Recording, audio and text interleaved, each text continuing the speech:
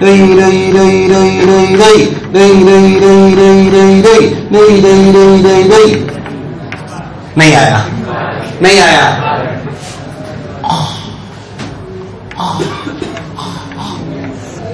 ये क्या है? फिर वापस क्या आ गया? नहीं नहीं नहीं नहीं नहीं नहीं नहीं नहीं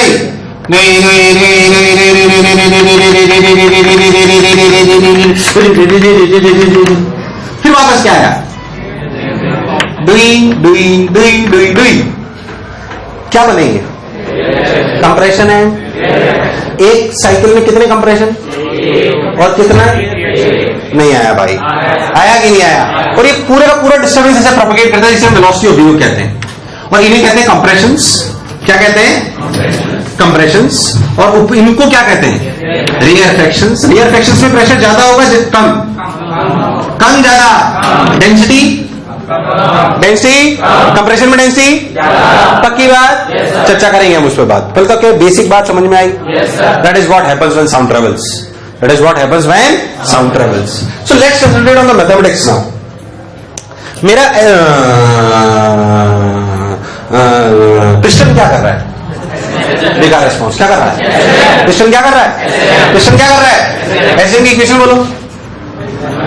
मान लो कि S0 sin ओमेगा टी। पहली बात, मैं एक्स ऐसे नहीं ले रहा हूं। एस क्या चीज है पहले तो? किसका डिस्प्लेसमेंट? किसका? किसका?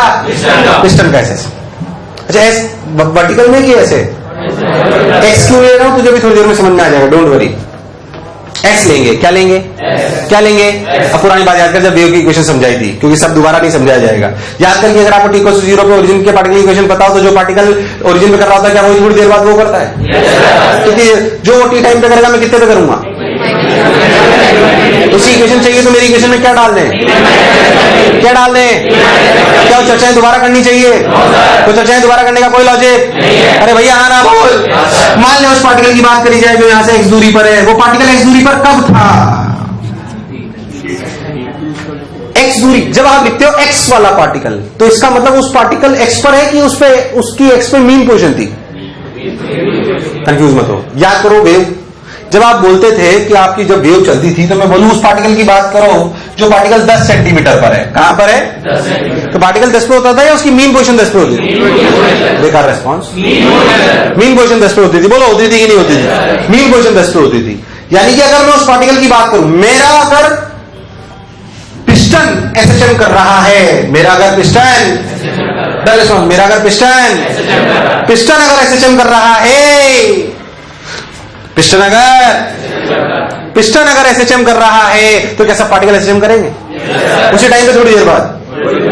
थोड़ी देर बाद। अब मैं आपसे पूछूं कि बताओ, यहां से उस पार्टिकल की बात करो जो एक्स दूरी पर था। एक्स दूरी पर उसका पार्टिकल था या उसकी मीन पोजीशन थी?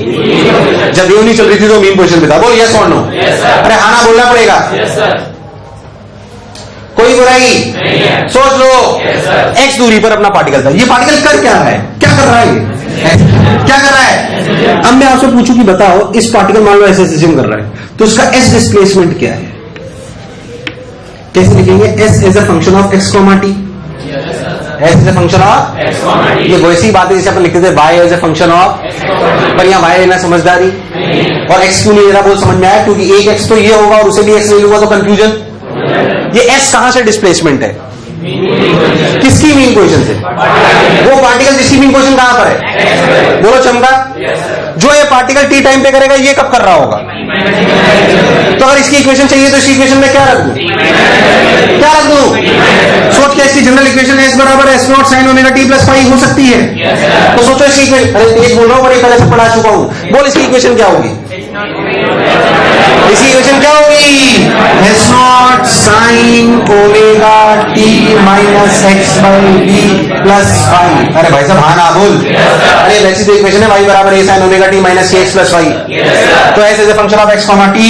अब आपको समझ में आना चाहिए function of X comma T S0 sin omega T plus minus K X plus five. कैट is the general wave equation?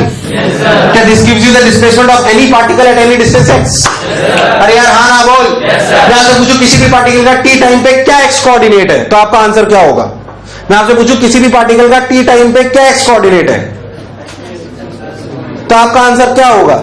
X S की एक्स प्लस एस। मैं बोलूं किसी भी पार्टिकल का टी टाइम पे क्या एक्स कोऑर्डिनेट होगा, तो आपका आंसर एक्स होगा, एस होगा कि एक्स प्लस एस होगा? एक्स का मतलब उस पार्टिकल की चर्चा हो रही है जिसकी मीन पोजीशन, पर वो खुद कहां है? एस दूरी पर। कितनी दूरी पर? कहां से? मीन पोजीशन पे। तो ओरिजिन से कितना दूरी पर? फील आ रही है कि नहीं आ रही है? बात समझ में आ रही है ना? थोड़ा सा बच्चों को डर इसलिए लगता है, थोड़ा सा बच्चों को डर इसलिए लगता है क्योंकि ये एक ही डायरेक्शन में हो रहा होता है, वेव प्रोपगेशन भी इधर ही होती है और डिस्प्लेसमेंट भी इधर ही होता है, तो बच्चों को थोड़ा सा कंफ्यूजन होता है। और ट्रांसवर्स वेव में थोड़ा सा आसान लगता है क्योंकि उसमें वाई ऐसे होता है और एक्स ऐसे होता है। बट बात समझोगे तो कोई रॉकेट साइंस, ये सब पुरानी तो बात है। डिस्प्लेसमेंट वेव, इसे बोलते हैं साउंड की डिस्प्लेसमेंट वेव। कौन सी वेव? Displacement wave. लो समझ में आती है अच्छे से। एस क्या चीज है बोलो क्लियर? क्या एस ओरिजिन से दूरी है? एस ओरिजिन से दूरी।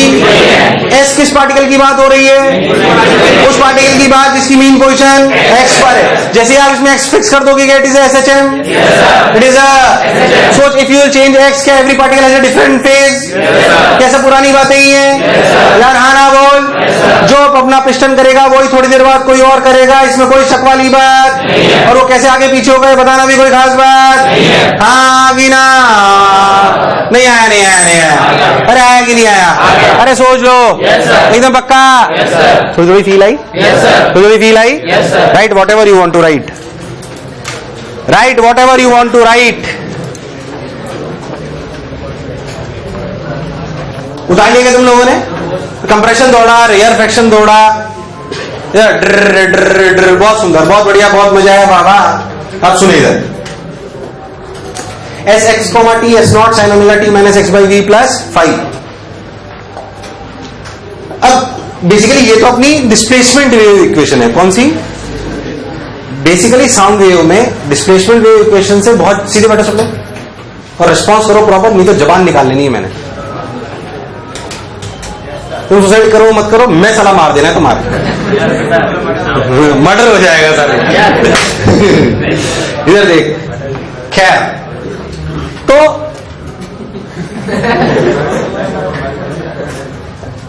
क्या कहना था? हाँ बेसिकली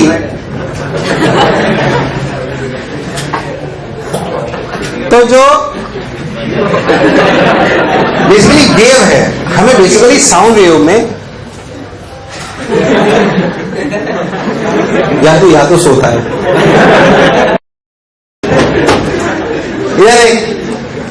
क्या तो जो वेव है बेसिकली इसमें डिस्प्लेसमेंट वेव की इक्वेशन की इतनी इंपॉर्टेंस नहीं होती साउंड में जितनी इसके प्रेशर वेरिएशन की होती है। किसकी? क्योंकि वो प्रेशर वेरिएशन ही हमारे को साउंड सुनाई देती है, जिसकी वजह से इंटेंसिटी आती है या एनर्जी आती है। क्या आती है? एनर्जी।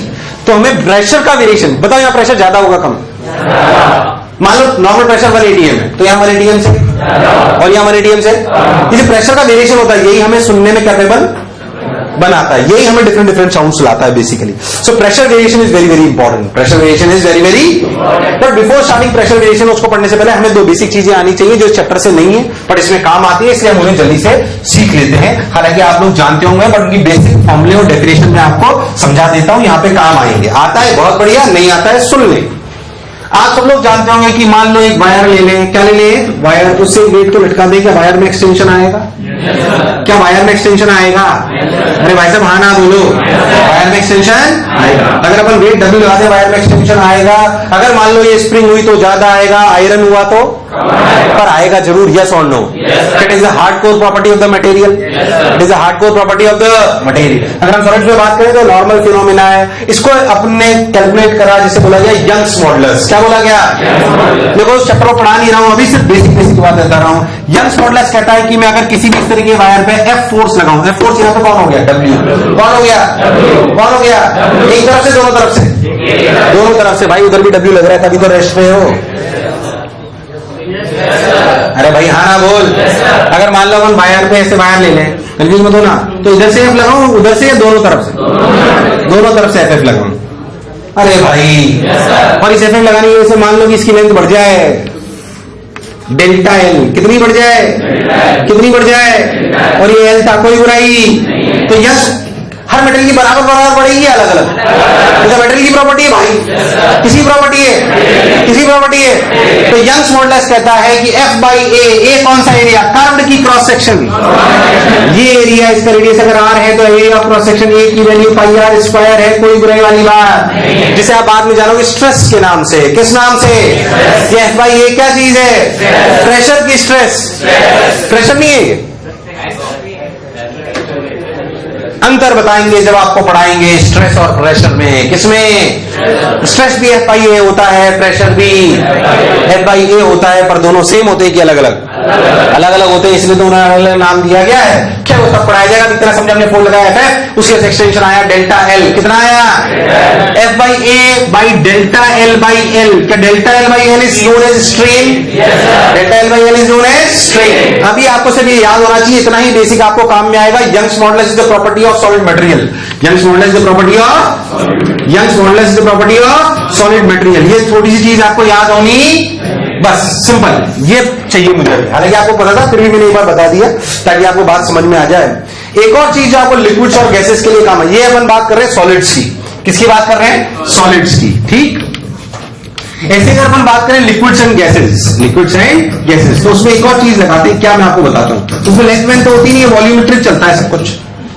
ऐसे थोड़ी 1 मीटर लेंथ पानी, अरे यार हाँ ना बोल, गैस देना भाई 2 मीटर, अरे बाहर नहीं आया, तो उसको वॉल्यूमेट्रिक में डिफाइन करते हैं। कैसे करते हैं? वॉल्यूमेट्रिक। कैसे डिफाइन करा गया? मैं आपको सिंपल सी बात बताता हूं, ऐसा समझे यहाँ, उसे फील करें, बाकी तो आपको याद रखना है, ध्यान से समझा।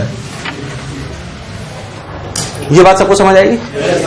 Young's modulus F by A delta. Young's modulus की यूनिट क्या होगी? अगर नहीं बता पाए तो घर जाके कांच के सामने रोना, मैं ही ऐसा क्यों? वो यंग्स मॉडुलस यूनिट न्यूटन पर मीटर स्क्वायर, कोई बुराई वाली बात। ऐसे ही इनके लिए डिफाइन करा गया लिक्विड और गैसेस के लिए बल्क मॉडुलस।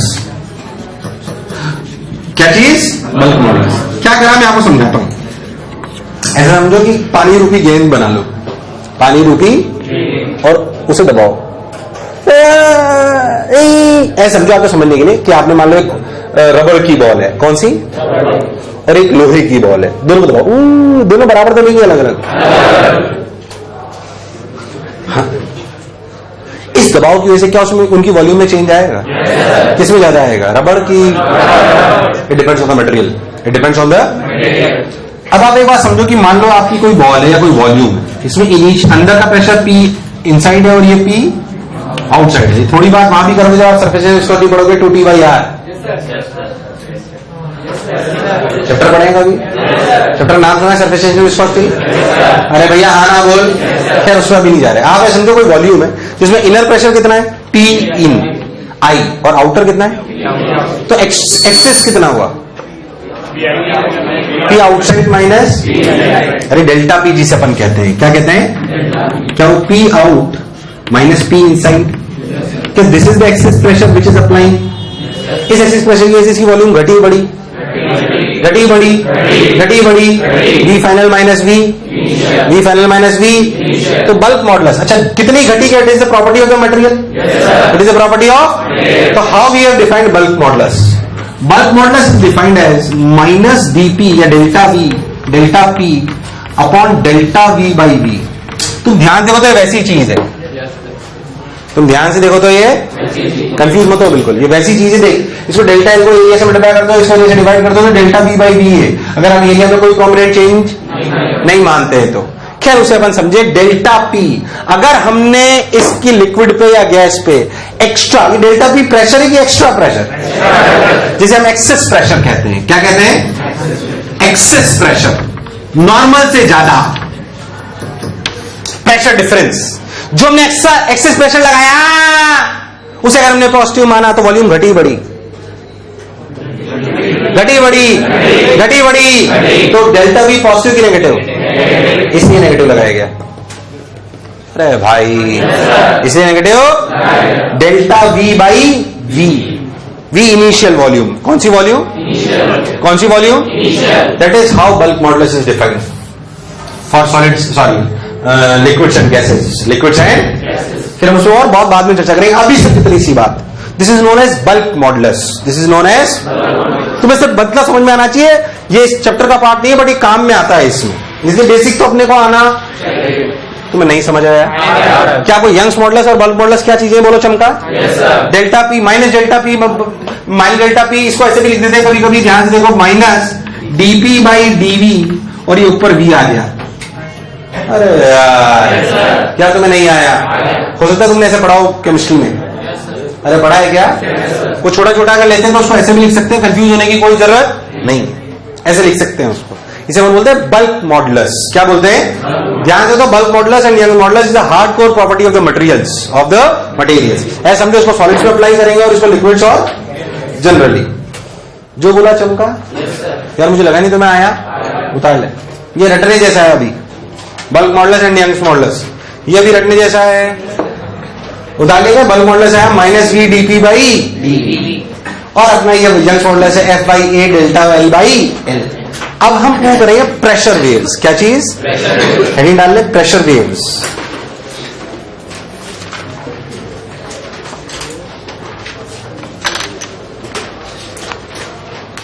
अगले टर्न, इट टेक्स टाइम, ढंग से पढ़ेंगे प्रेशर वेव्स, फिर आगे बढ़ेंगे। और अगले टर्न डिस्कशन क्या करूंगा बता देता हूं। Exercise 1 waves, exercise 3 SHM.